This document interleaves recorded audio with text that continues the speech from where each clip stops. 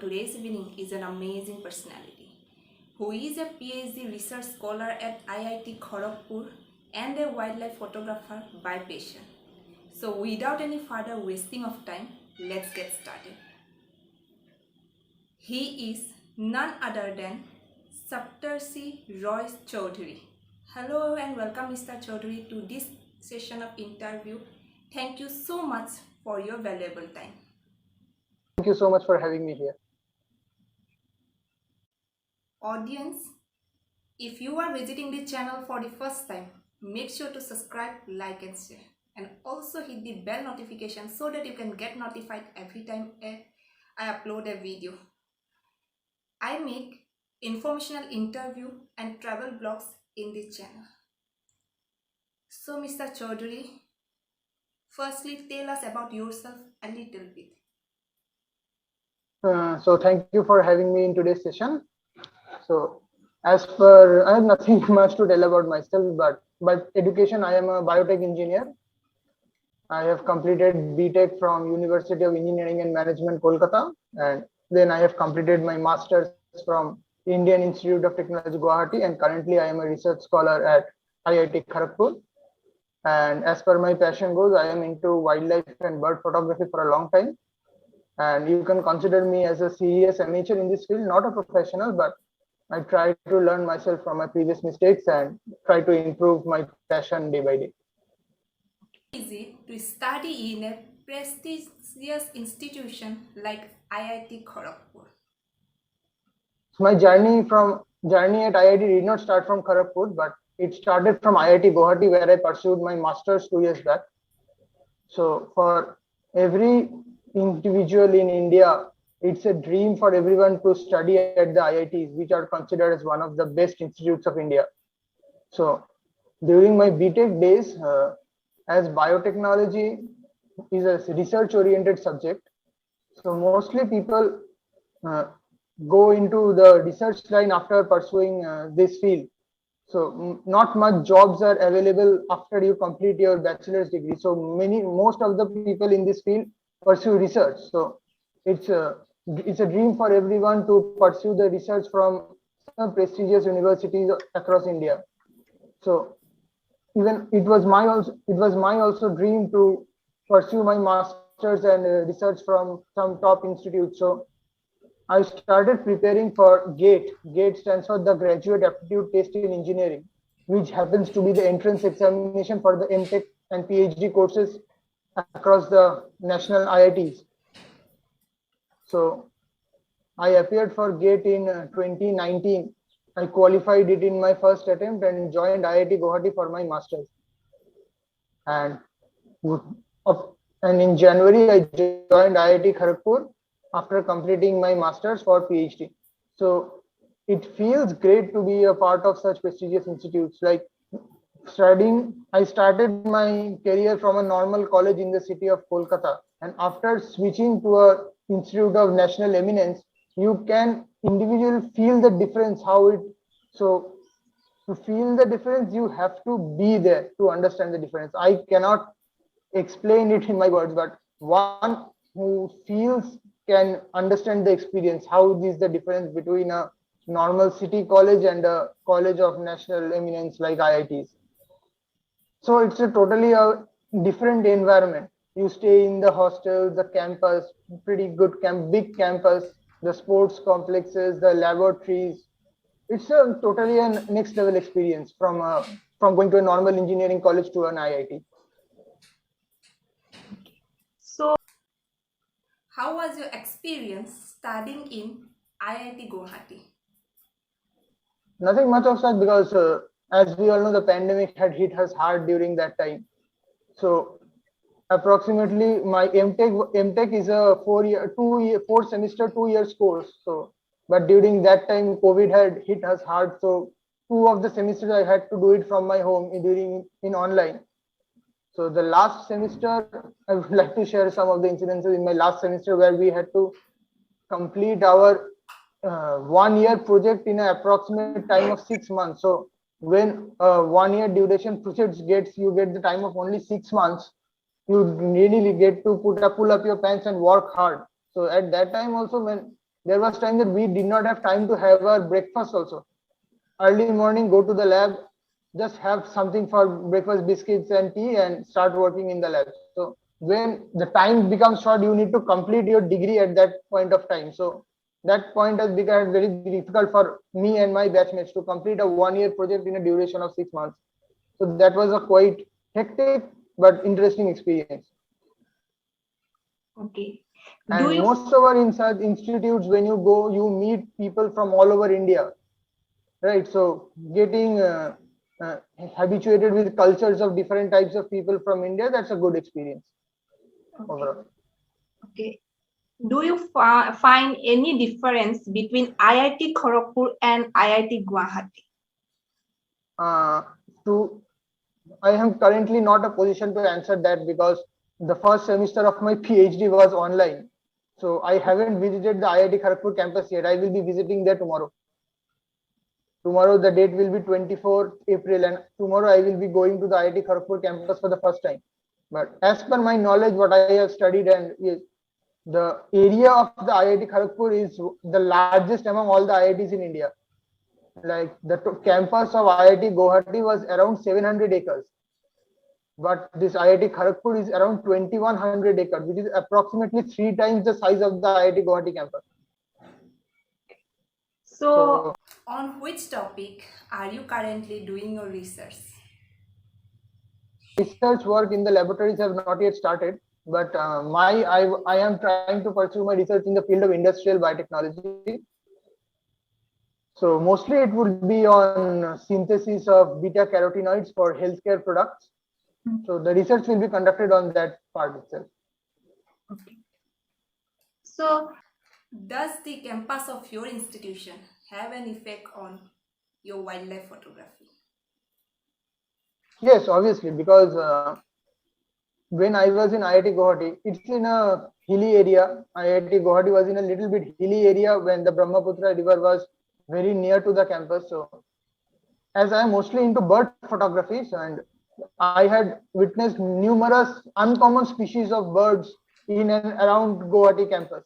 So species like Siberian ruby throat, the gray-headed and plum-headed parakeets, hill mynas, and many other different species of birds I had seen in and around the Guwahati campus. But as I told you that during that COVID time, almost a year I was at my home, so I could not pursue my photography in the Guwahati campus that well. Share some experiences related to cultural festivities in IIT. Guwahati, as it is a national institute, they celebrate almost all types of festivals there, like National Diwali, Holi. So Diwali and Holi, they celebrate it in the grand level. So full campus is being decorated with diyas and bulbs. So IIT Gauhati during Diwali is a delight to watch. And people, those are national festivals and these are national institutes, so they celebrate such national festivals in a grand way. And moreover, regional festivals like Bihu for the Assamese people, Poila Boishakh for us Bengalis, everything. There are communities of different people from South Indian community, like from Tamil community is there, Bengali community is there, Kerala community is there, people from Mumbai and Maharashtra, there is the Marathi community. So different communities celebrate their festivals in different way, and other students and people from other communities are free to join. So almost all festivals are being celebrated in the campus all the time. okay. It's really interesting. So, what about the placement opportunities in the IITs? As mostly the students in the engineering field are mostly concerned about placements, but in IIT, in all IITs across India, the placements are at top-notch level. So if you are an undergrad student from BTech or a postgrad student MTech in any engineering field, you are open to lots and lots of job opportunities uh, that are in the campus. So there are certain criteria for, because in normal engineering colleges in and around the country, uh, mostly the starting packages come around 3 to 3.5 lakhs, 4 lakh CTC packages come. But in IIT, there is a criteria that as these are national level and top level institutes, and people only few students get chance by clearing the toughest of the toughest entrance examinations. So there is certain criteria that the base level of the CTC should not be below 12 lakhs per annum. So that's the basic criteria. Any student at IIT will get a minimum job of around 10 to 12 lakhs for sure. And for higher packages, they goes up to above 1 crore per annum. So such packages go such high for BTech students, especially for the computer science and electronic students. But as per this biotechnology department is concerned, as it is mostly a research oriented subject, people mostly pursue research other than joining placements. But if you are good at computer programming or any other data science or Python programming, such type of subjects along with your biotechnology papers, you are free to sit for placements and you can get good job if you clear the interviews. So placement opportunities are very good at IITs, that's for sure. Any other career options besides PhD? After my during when I was in BTech final year, so I got a job opportunity from Nestle. Okay, so Nestle, we got a I got this job opportunity from Nestle, and that at that moment of time, I was instructed by the company. That is the rule of the company at that time was to. At that time, I was in my seventh semester. So, and I had just started with my final year project at that time. So when I was offered the job at Nestle, they asked me to join within 2 weeks. I was asked to join within 2 weeks, leaving, and that was to also out of station. So the posting was somewhere in Jharkhand. So at that point of time, I was preparing for my that gate examination which I told you about, which was the MTech entrance. I was preparing for that examination, and I was started working on my final year project of BTech. So at that time, it was not possible for me to leave all this aside and join that job immediately. So I rejected that offer, but that was my first job opportunity. But I wanted to pursue research for all the time, so I cleared the joint junior research fellowship examination and joined PhD in January. So let's talk about Sundarbans. You once have visited Sundarbans and your gallery is full of pictures from that visit. Sundarbans, the last trip I had was in November 2021. And before that, I had visited Sundarbans when I was young, very young, that during my school days. So after I started wildlife photography, this was my first trip to Sundarbans. So as per the experience, it was quite well. We were very lucky to photograph numerous species of birds. We also saw the Royal Bengal tiger, but we could not photograph it properly because we were moving in an opposite direction, and suddenly we saw that the tiger was crossing the river from the backside. So we just have a record shot of the tiger crossing the river, and that was the only shot we could get. But we got species of birds such as collared kingfishers, the black-capped kingfisher, the crested serpent eagle, the fastest bird on the world, the peregrine falcon, and many other small birds and kingfishers, eagles, and many other species we got to photograph. You once captured the crocodile from your Sundarbans visit. Yeah. Can you recall that? That was a very interesting experience. So the crocodile was laying still on the ground, and in the we approached to the boat with the boat very close to it. Like if the crocodile would have given a jump, it would land on our boat itself. So we were approximately 5 to 6 feet away from the crocodile. Like we had our long telephoto lenses for photography, but we could easily capture those with our phone. We were so close to it. So if it jumped in the opposite direction and went into the water, but if it jumped in the other direction, it would be on our boat. So that was an excellent, scary, and life-thrilling experience. What about your clicks from Bali in Howrah? So Yeah. Bali's notes are not a wild, it's a just locality in Howrah, just a normal. But there was suddenly reporting of sighting of that American wood duck. Good duck, right? That that bird, that was an exceptional experience for us, for the photographers of Calcutta. Like sighting of an American wood duck is not possible anywhere in India. I guess this was the first time an American wood duck had been sighted in India itself. We don't know from nowhere it came, and it started. It was there almost 2 to 3 weeks in a local pond in that Bali area. So in that, it was in August or September 2020, the peak time of COVID. But at that time, there were photographers, approximately 200, 300 photographers daily coming at that place to photograph that bird itself.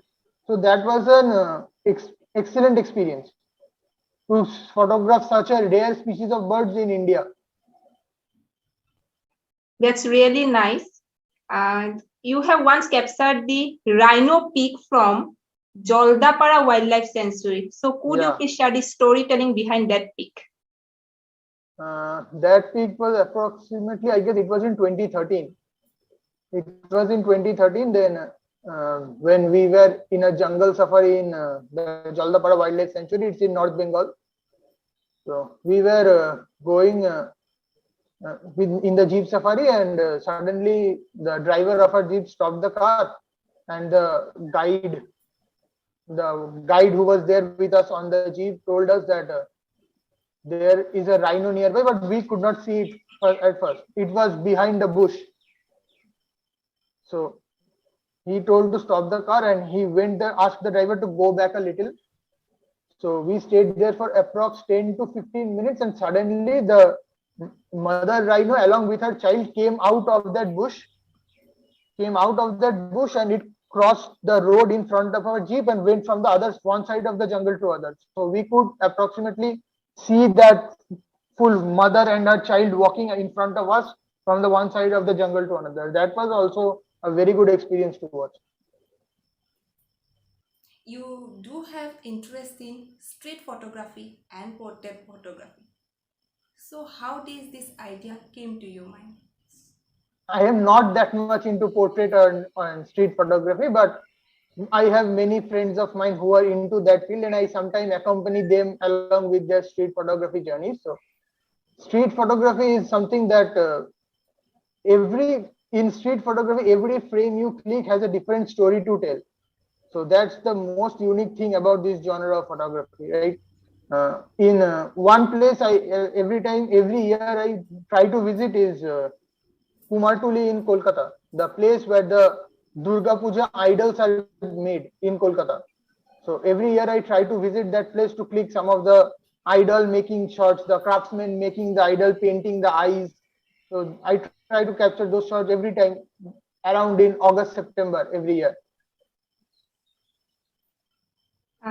Any funny thing happened to you at wildlife photography tour? Yeah, I had one of the, not funny, I guess that was, it's a silly mistake by me.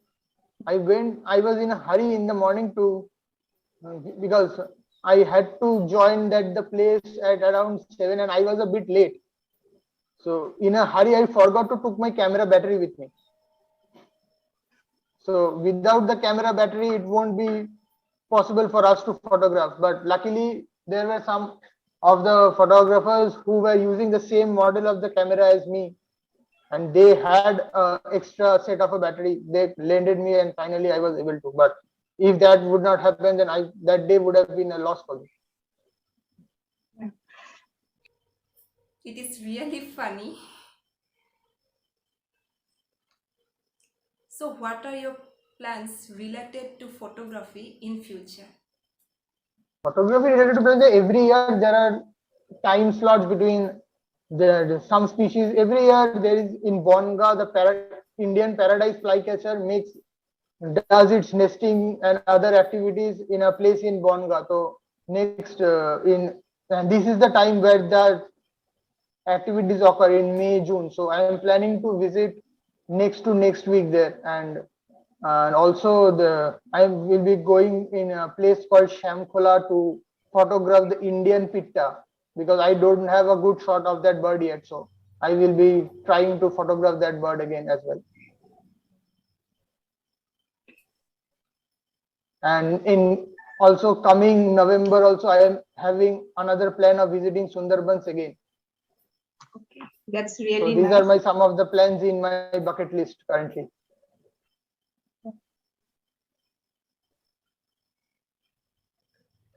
Any piece of advice you would like to give to the young aspirants who are willing to follow your footsteps? I would like to say that, see, I was not a part of IIT during my BTech days. So BTech in IIT and post graduation IIT, both are two different ball games. Okay, so my piece of advice would be for those who are planning to pursue their master and the PhD in IITs, that one of the most important thing is your BTech marks. The marks you get in your bachelor's degree is very important for you to be shortlisted at the IITs.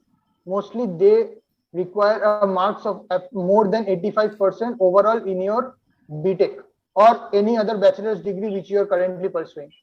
And as far as PhD and MTech is concerned, for joining at IITs, mostly all the IITs, the gate examination, qualifying the gate examinations is the most important parameter, because unless you are gate qualified, they won't consider you as an eligible candidate for MTech or PhD. For PhD, gate is not that much mandatory, but for MTech, gate is mandatory. For the fellowship that you get, there is a in MTech there is a fellowship of rupees 12,400 per month, which is given by the Ministry of Human Resource Development to the MTech students at IIT. You won't be getting that fellowship if you aren't GATE qualified. So that is one of the main entrance examinations for MTech at IITs. And for PhDs, any of the junior research fellowship examinations, if you are qualified, then it will give you an added advantage to pay, like the CSIR GRF, the ICMR GRF, DBT GRF, and in DST Inspire Fellowship. Anyone, if you are qualified, then it will give you an added advantage to join PhD at IITs. I believe that photography is key to wildlife conservation. Key to wildlife conservation, because the people who, like us, who are capturing the wildlife in the nature, in its wild habitat, like we are the one who are showing it to the other people. They, how are they staying, or how is their habitat in the wild to other people. Like there are many people who ask me that how is the habitat of Sundarban for the tigers, because they generally check out photos of the other people, shot of other people, or photos of me to see how. But when we visit, we directly see it with our eyes. So we can help others by explaining them through our photographs the natural habitat. And we click habitat search, like how is the keeping the wildlife subject in the middle and showing the habitat in a single frame. So that is how we show the habitat to other people. And like we can also write a story behind along in the caption to how this habitat can be conserved. Like yesterday, it was the World Earth Day. So many people across Instagram, people were posting how to maintain the greenery and cleanliness of the earth, so that it can be the most inhabitable planet for the next generations as well. So wildlife photography is one of the ways for which we can use it as a key for wildlife conservation. So, like depicting the current wildlife scenarios with the help of our photographs. It's really appreciative. So, Mr. Chaudhary, we are to the end of this session. I must say that you are truly an inspiring and amazing personality. All the best for your future endeavors. It was great interacting with you. Thank you so much for having me here. So, audience, this was Saptarshi Roy Chaudhary from the field of research and wildlife photography. Hope you enjoyed today's video. I will be back soon with another eminent personality very soon. Till then, thank you so much for watching.